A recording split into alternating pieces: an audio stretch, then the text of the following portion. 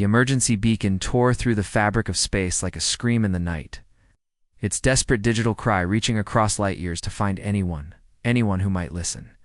In the sterile command center of Earth's newest orbital station, Captain Blake Harrison felt his blood turn cold as the automated translation system decoded the message with mechanical precision. This is cargo vessel New Dawn. We are under attack by Ravager pirates. 37 civilians aboard, including children. Life support failing. If anyone receives this, ... please help us.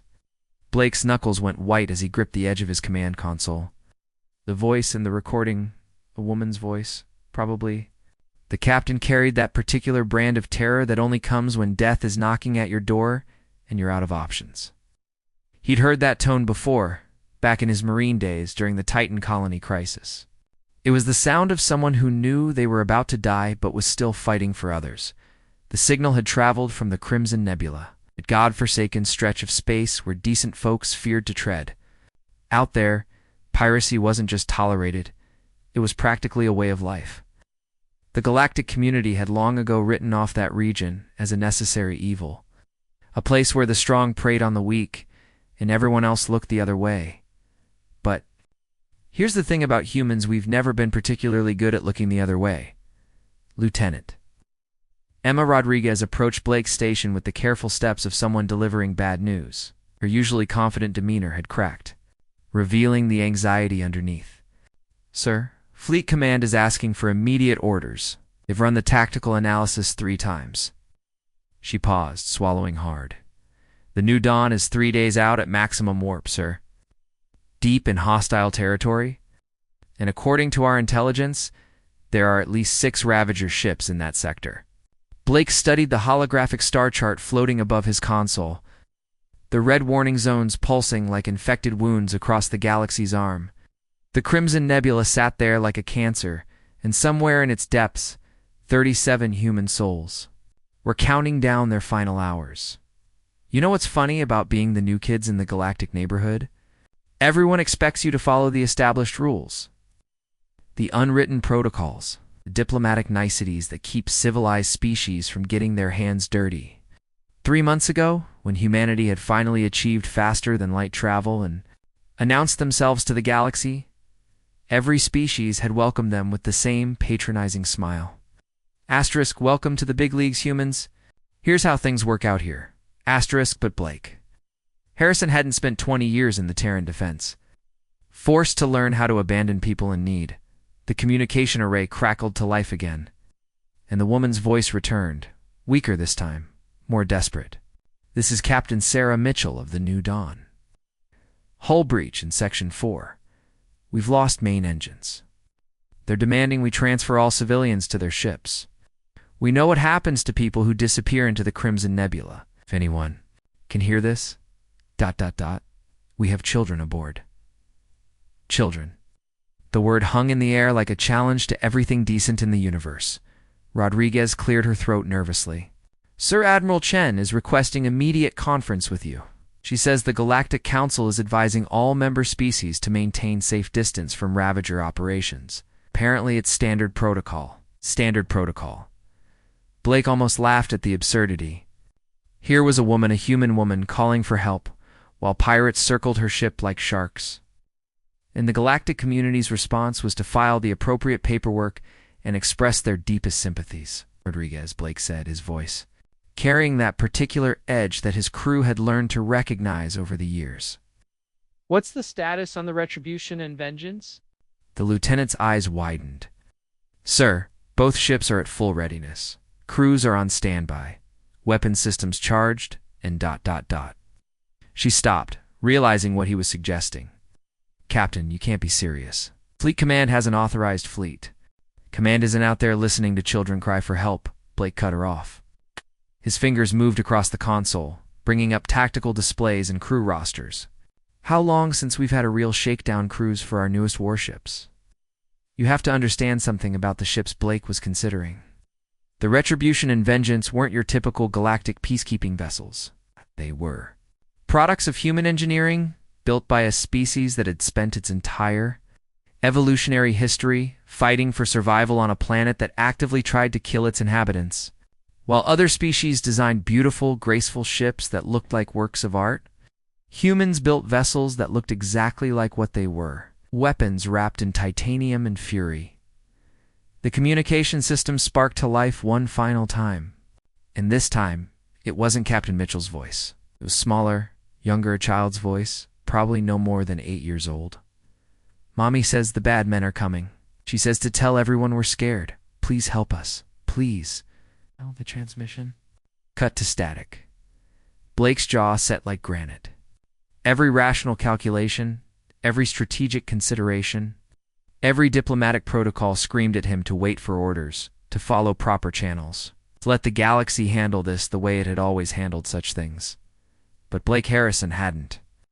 Become captain of humanity's finest by being rational, Rodriguez, he said, his voice carrying the authority of someone who'd made an irrevocable decision. Send a message to the Retribution and Vengeance. Full combat readiness. We launch. In 30 minutes. Sir Admiral Chen specifically ordered. Admiral Chen isn't here. Blake interrupted, turning to face his lieutenant with eyes that burned like twin stars. And those aren't her people dying out there. He paused, letting the weight of his next words settle over the command center like a blanket. Prep both ships for immediate departure. Full weapons load. Tell the crews we're going hunting. But what, Blake Harrison? Didn't know what none of them knew was that this rescue mission would do more than save 37 lives? It would. Announced to the entire galaxy that humanity had arrived, and they'd brought all the fury of Earth with them. War Chief Thrax perched on his command, thrown like a spider in the center of its web, watching his prey struggle in the vacuum of space. The human cargo ship, New Dawn, hung there like a wounded animal, its once proud hull now scarred with weapons. Fire and venting atmosphere through multiple breaches. Dark scorch marks painted its sides where his fleet's energy weapons had systematically disabled its engines, leaving it helpless and drifting for 2 full days. Thrax had orchestrated this dance of death with the precision of a maestro conducting his final symphony. This wasn't just piracy, this was art. The Ravagers under his command had learned long ago that quick kills were wasteful. Where was the profit in simply destroying a ship when you could milk every ounce of terror, every credit of ransom, every priority of ransom, every moment of delicious suffering from your victims? The human ship's distress beacon continued its pathetic bleeding across subspace, growing weaker with each transmission. Thrax's audio technicians had been monitoring every communication, translating the humans' increasingly desperate pleas into something resembling entertainment for the crew. The fear in their voices was like fine wine to Ravager ears. Status. Report, Thrax growled to his second-in-command. A scarred veteran named Krell, whose face bore the ritual scars of 100 successful raids. Krell consulted his tactical display with practiced efficiency. Their life support is down to 18%. Main power grid is failing. The humans have sealed themselves into their cargo holds, but thermal scans show they're running out of breathable air. He paused, mandibles clicking in what passed for Ravager laughter. The little ones stopped crying about an hour ago. Ah, the children. Thrax had to admit human offspring made excellent leverage. Unlike some species who viewed their young as expendable, humans displayed an almost irrational attachment to their spawn. It made them wonderfully predictable in negotiations.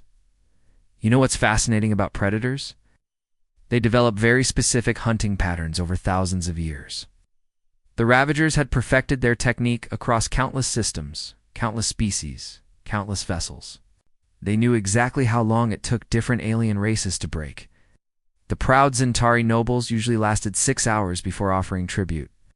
The merchant-class Velkari would start negotiating within 3. The warrior breed Khazrani well. They never negotiated, which made them excellent target practice. But these humans were proving interesting. They've stopped begging, Krell observed, studying the communication intercepts. For the past 4 hours, no distress calls, no ransom offers. They've gone silent. Thrax's predatory instincts sharpened. In his experience, silence meant one of 2 things: complete despair or dangerous planning. Given that humans were a newly discovered species with no reputation for military prowess, he was betting on despair. The bridge of Thrax's flagship Blood Harvest was a monument to Ravager's success. Trophies from 1,000 conquered ships hung from the bulkhead's command insignia.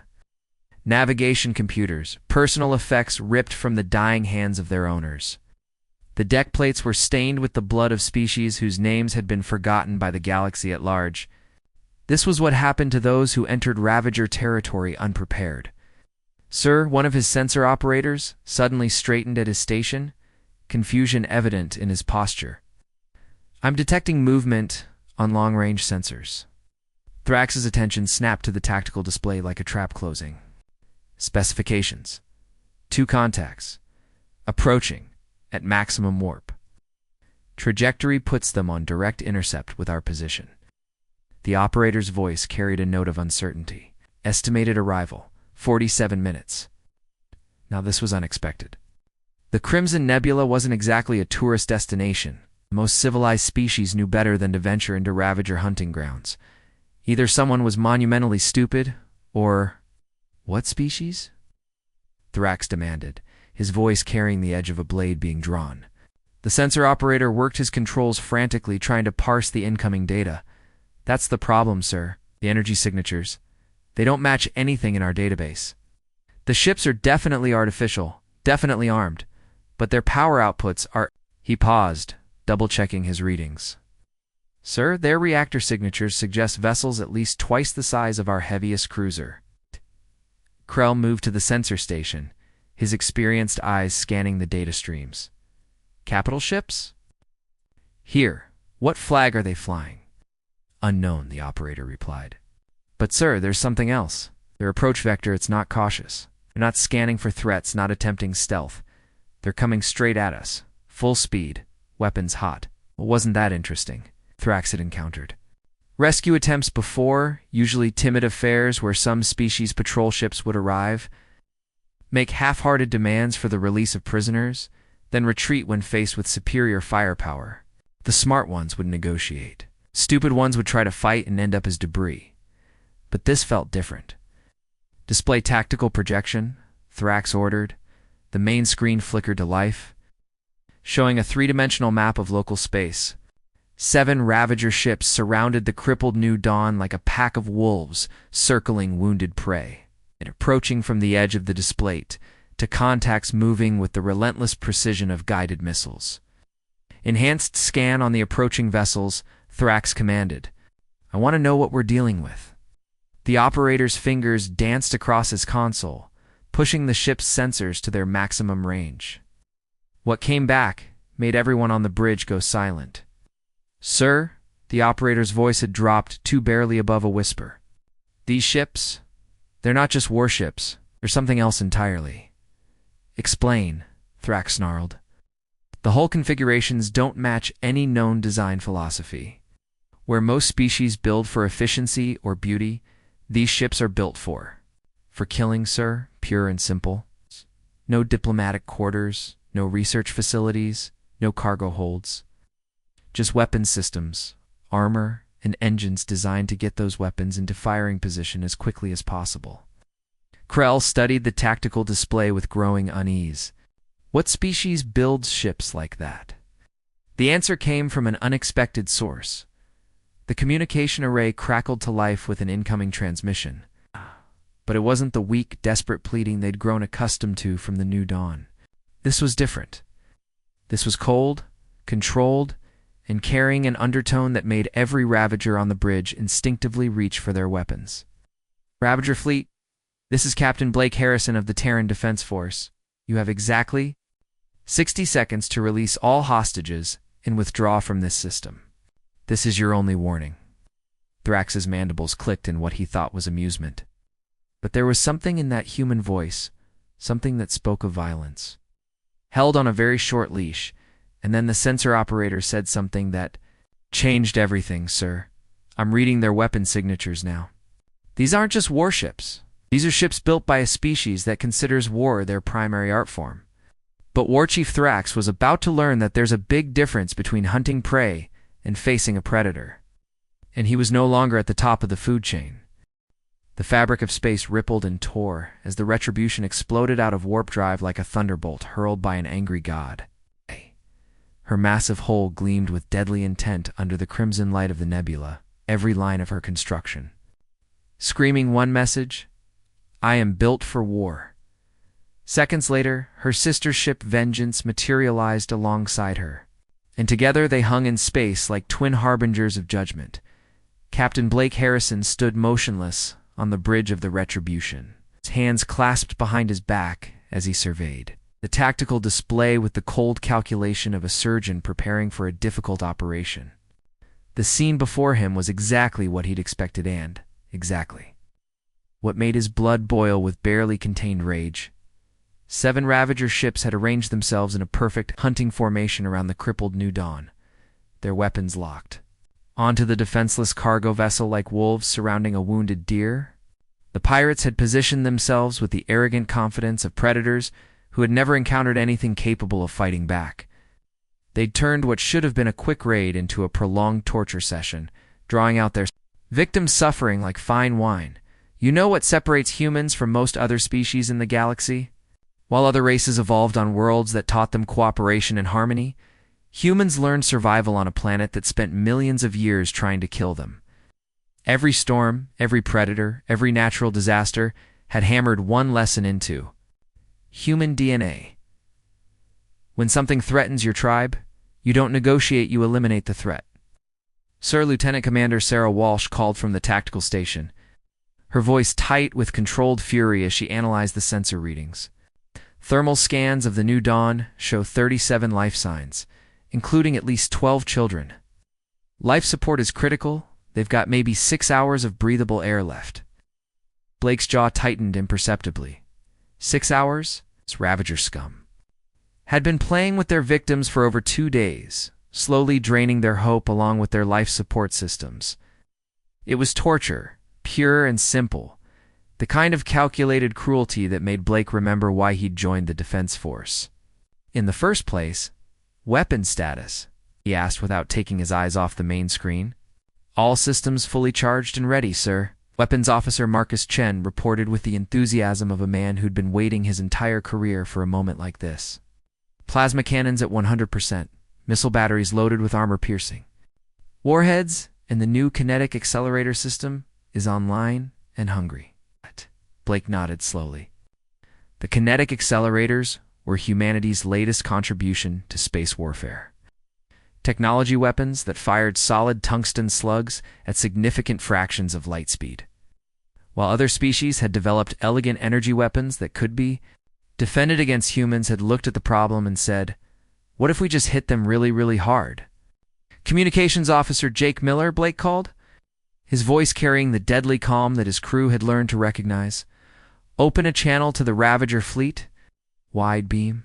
I want every pirate in this system to hear what's coming next. Miller's hands moved across his console with practiced precision. Channel open, sir. You're broadcasting to all 7 ships. Blake stepped forward, his presence on the bridge suddenly commanding the attention of every soul aboard both human vessels. When he spoke, his voice carried across the void with the weight of absolute authority. Ravager fleet, this is Captain Blake Harrison of the Terran Defense Force.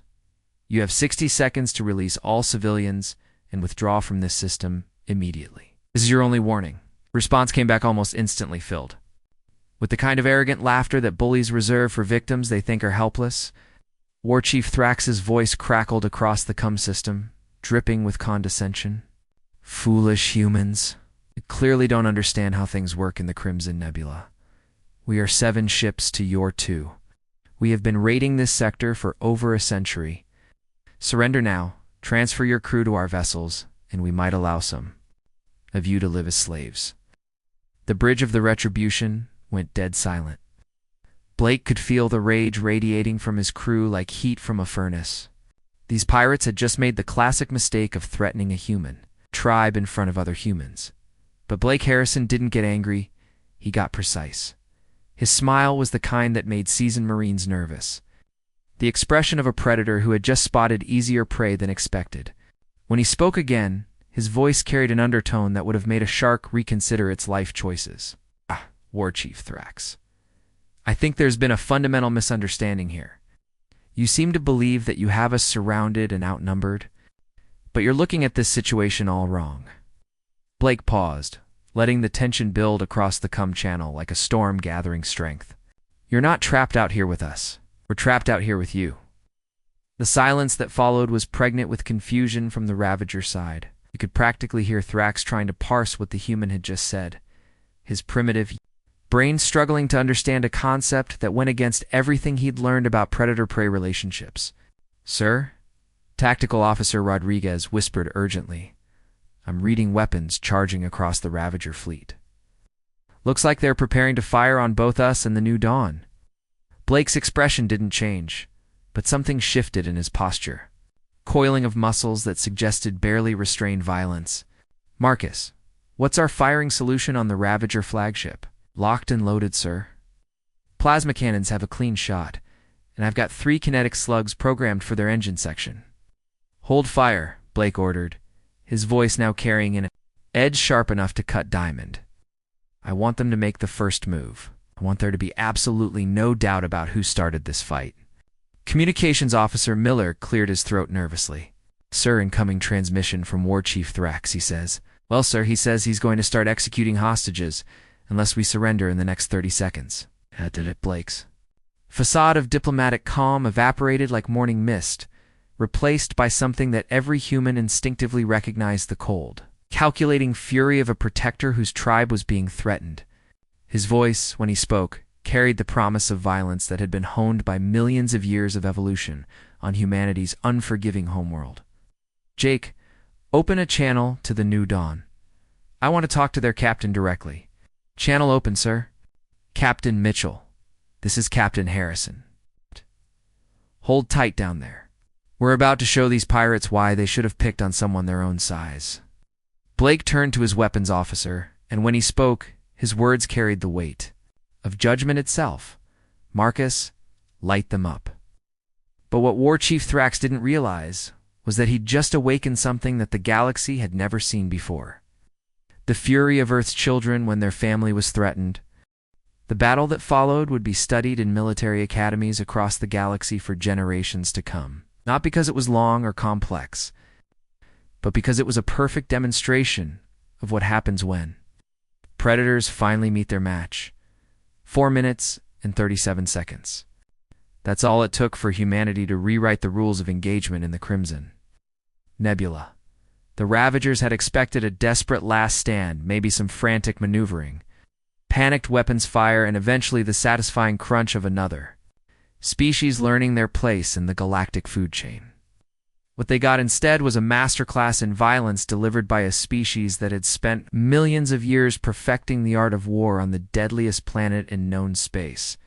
The Retribution moved first, and moved like nothing the Ravagers had ever encountered.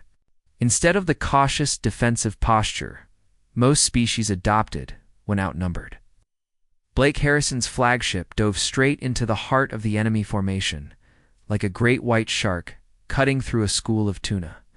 Her massive engines roared to life, pushing the vessel forward with a kind of reckless aggression that spoke of supreme confidence. War Chief Thrax barely had time to register the human ship's movement before the Retribution's plasma cannons opened fire. The energy beams sliced through the vacuum of space like brilliant blue lightning, each shot placed with surgical precision against Ravager hull plating. What should have been a glancing blow against military-grade armor instead punched through the pirate ship's defenses like a hot knife through butter. "Impossible," Thrax snarled from his command throne, watching his sensors light up with damage reports from across his fleet. "Their weapons shouldn't be able to penetrate our armor." But here's something most species in the galaxy had forgotten. Over their millions of years of civilized evolution, sometimes the answer to a problem isn't more sophistication. Sometimes the answer is just more violence. While other races had spent centuries developing elegant energy shields and reactive armor plating, humans had looked at the defensive technology and asked a much simpler question: what if we just hit them harder? The plasma cannons aboard human warships didn't just fire concentrated energy, they fired concentrated hatred. Each beam carrying the fury of a species that had clawed its way to the top of the deadliest food chain in the galaxy. Commander, Lisa Thompson, aboard the Vengeance, demonstrated the second lesson in human tactics. When in doubt, flank from an unexpected angle and hit them where they're not looking. Her ship materialized above the Ravager formation like an avenging angel, her missile batteries unleashing a coordinated salvo that turned the sky into a deadly light show. The missiles themselves were works of art, not the elegant, graceful weapons favored by most galactic civilizations, but blunt instruments of destruction that carried one simple message: you picked the wrong fight. Each warhead contained enough kinetic energy to crack a moon, and Thompson had just unleashed 24 of them into the tightly packed Ravager. Formation: 2 pirate ships simply ceased to exist, transforming from functional vessels into expanding clouds of superheated debris in the space between heartbeats. The explosions lit up the Crimson Nebula like twin suns being born, their electromagnetic pulses scrambling sensors across the battlefield. "Sir," called out Lieutenant Rodriguez from the tactical station aboard the Retribution, her voice carrying the excitement of someone watching a perfect plan come together. 3 enemy vessels showing critical damage. Their formations are breaking apart. But Blake Harrison wasn't interested in just winning. He was interested in sending a message that would echo across every pirate stronghold in the galaxy. Target their engines. He roared across the bridge communications system, his voice carrying to every gun crew on both ships. "I want prisoners. I want survivors who can spread the word about what happens when you threaten human civilians.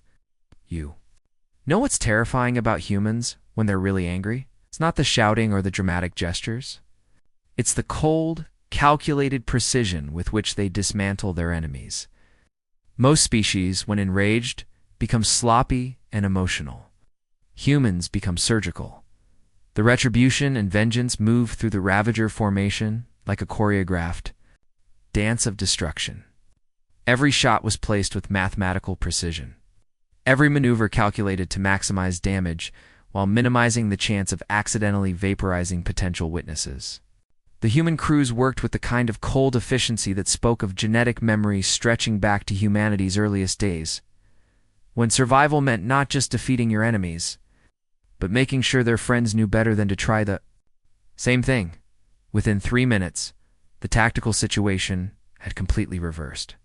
3 Ravager vessels were drifting hulks, their engines dark and their crews screaming for mercy across open com channels. 2 more pirates had decided that discretion was the better part of valor and were fleeing toward the edge of the system. At maximum warp, their captains apparently having sudden appointments elsewhere in the galaxy, that left War Chief Thrax's flagship, the Blood Harvest, trapped between 2 very angry human warships like a mouse caught between the paws of twin cats. Tractor beam locked on the enemy flagship, reported Chief Engineer Maria Santos from her station deep in the Retribution's bowels. "They're not going anywhere, Captain." On the bridge of his dying ship, Thrax stared at the tactical display. In something approaching religious terror, the readout showed what his mind refused to accept: his supposedly inferior human opponents had just systematically dismantled a Ravager fleet that had dominated this sector for over a century. And they'd done it with the kind of methodical brutality that suggested this wasn't even difficult for them.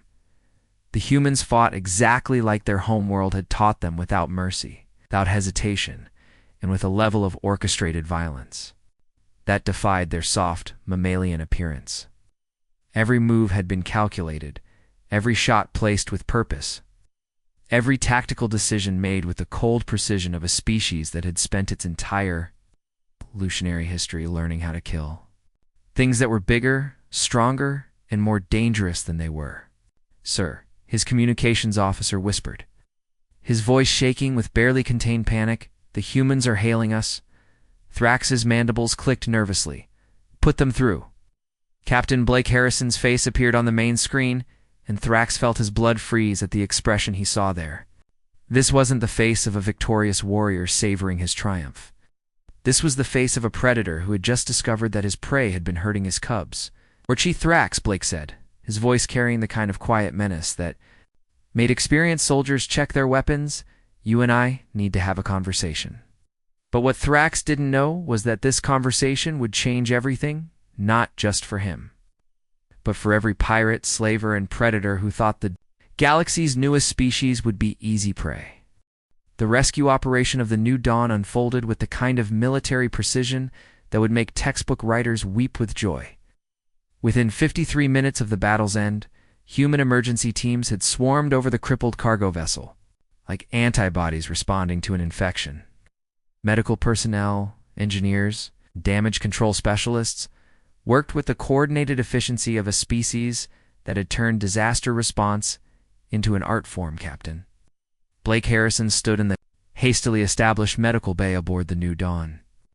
Watching Dr. Amanda Foster and her team work miracles with standard field equipment, the scene around him was both heartbreaking and inspiring. 37 civilians, including 12 children, all of whom had spent the last 2 days convinced they were going to die in the cold.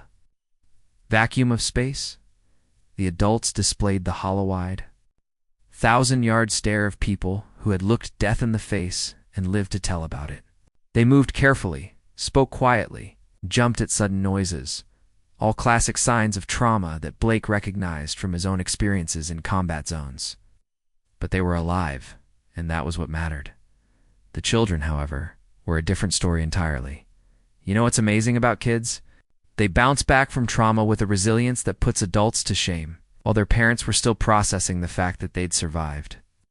The children were already asking questions about the rescue ships, wanting to know if they could see the weapons systems, and generally treating the entire experience like the galaxy's most terrifying field trip. "Captain," Dr. Foster called out, wiping sweat from her forehead as she finished treating a young boy's broken arm. "All civilians are stable, no life-threatening injuries. Though we've got a dozen cases of severe dehydration and several broken bones from when the pirates initially attacked." Blake nodded, his attention drawn to a small figure in one of the medical beds. A little girl, probably no more than 7 years old, was lying quietly while a medic checked her vitals. Hi. Her dark hair was tangled, her clothes torn, but her eyes held an intelligence that seemed far too old for her face as Blake approached her bedside. Those eyes tracked his movement with the kind of awareness that suggested she understood exactly what had happened out there in space. When he knelt beside her bed, she studied his face with the serious expression children reserve for important decisions. "Are you angels?" she whispered, her voice barely audible above the quiet bustle of the medical bay. The question hit Blake like a physical blow. After everything he'd seen in his 20 years of military service, after all the battles and the violence and the calculated brutality of space combat, this little girl was looking at him like he'd descended from heaven itself. Blake's expression softened for the first time in days, the hard edges of command melting away to reveal something more fundamentally human underneath. He reached out and gently brushed a strand of hair from her face, his voice dropping to the kind of gentle tone reserved for scared children and wounded animals. "No, sweetheart, we're not angels. We're just humans. And we don't leave our people behind." The girl considered this for a moment with the gravity of someone 3 times her age. "My mom said the bad men were going to hurt us. She said nobody would come because space is too big and we were too far away." Blake felt something twist in his chest, a combination of rage at what this child had endured and fierce pride in what his species had just accomplished. "Your mom was wrong about that last part. Space isn't too big and you're never too far away. When humans hear someone calling for help, we come running. It's just who we are." But while this touching scene was playing out in the medical bay of the New Dawn, something much larger was happening across the galaxy. The battle recordings, captured by both human sensors and Ravager communication arrays, were spreading. Through subspace networks like wildfire through dry grass, you see. Here's something most people don't think about. To an age of instantaneous galactic communication, there's no such thing as a private war. Every sensor sweep, every tactical display, every moment of the 4-minute battle had been automatically recorded by multiple systems. And now, those recordings were making their way across the galaxy at the speed of light, carrying with them a message that would fundamentally change how every species viewed humanity. The peaceful Centauri trade confederations watched in stunned silence as 2 human warships dismantled a Ravager fleet with surgical precision. The proud Khazrani warrior caste would consider themselves the galaxy's premier military force, found themselves reconsidering their tactical doctrines as they watched humans demonstrate the kind of coordinated violence they thought was their exclusive domain. Most shocking of all were the reactions from the galaxy's predator species, the pirates, slavers, and raiders, who had grown comfortable in their assumed superiority over lesser civilizations. Across 100 different star systems, criminal organizations that had spent centuries terrorizing merchant vessels suddenly found themselves asking uncomfortable questions about risk versus reward. In the shadowy depths of the Nexus Station, where pirates and smugglers gathered to plan their next raids, conversations grew quiet whenever human shipping routes were mentioned. Word was spreading through the criminal underground like a virus. The new species didn't just fight back, they fought back with the kind of overwhelming force that turned routine piracy into a suicide mission. Admiral Keening of the Galactic Peacekeeping Force found himself staring at battle recordings for the third time, his 4 hearts beating in a regular rhythm as he processed what he was seeing. 20 years of military experience told him that what the humans had accomplished should have been impossible. 7-2 odds, enemy ships on their home territory, hostages in the line of fire, every tactical manual in existence said the rescue mission should have failed. Instead, he was watching 2 human warships perform what could only be described as a controlled demolition of an entire pirate fleet. "Send a priority message to High Command," he whispered to his aide, his voice carrying the weight of someone who had just witnessed history being made. "Update all first contact protocols. Classification: Deathworlders. Threat assessment: extreme. Recommendation: under no circumstances should any member species initiate hostile action against human vessels or personnel." He paused, considering his next words carefully, and sent a personal message to Admiral Chen of the Terran Defense Force. Inform her that the Galactic Council would very much like to discuss mutual defense agreements at her earliest convenience. But perhaps the most important conversation was happening in the darkest corners of space, where War Chief Thrax sat in his prison cell aboard the Retribution, staring at the bulkhead as he contemplated the complete destruction of everything. He thought he knew about galactic power structures. The humans had kept their word, they'd taken prisoners. But they'd also made it crystal clear that this mercy came with conditions. Thrax and his surviving crew members were going to live, but they were going to spend the rest of their lives telling anyone who would listen about what happened when you threatened human civilians.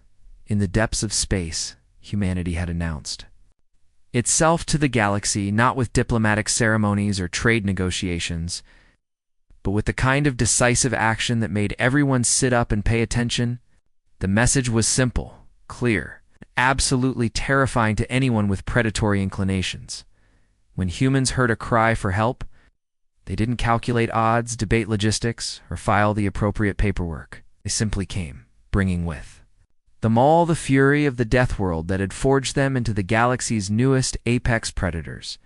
The age of human protection had begun. The galaxy would never be the same. The end.